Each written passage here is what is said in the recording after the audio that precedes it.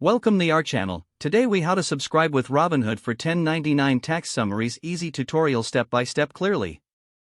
Open your Robinhood app on your device. Log in to your account using your credentials. Once logged in, navigate to the bottom of the screen. Tap on the account icon. In the account menu, look for the investing section.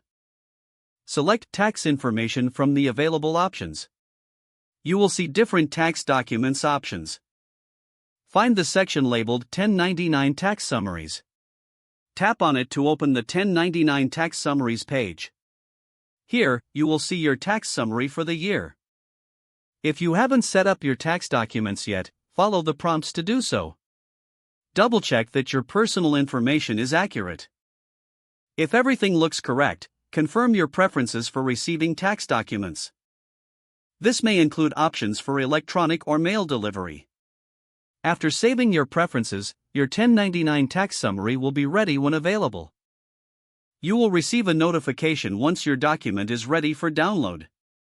When the 1099 is available, go back to the Tax Information section. Download the 1099 summary directly from the app. You can also access this document through a web browser by logging into your account. Make sure to save a copy for your records. Review the document carefully before filing your taxes. If you have any issues, refer to Robinhood's Help Center for assistance.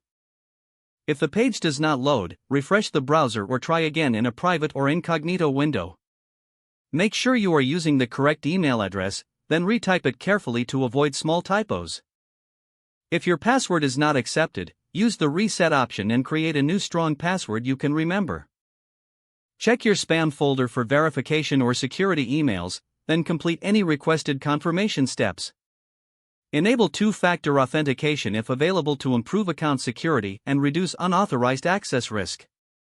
After signing in, review your profile details so your contact information and settings are accurate and current.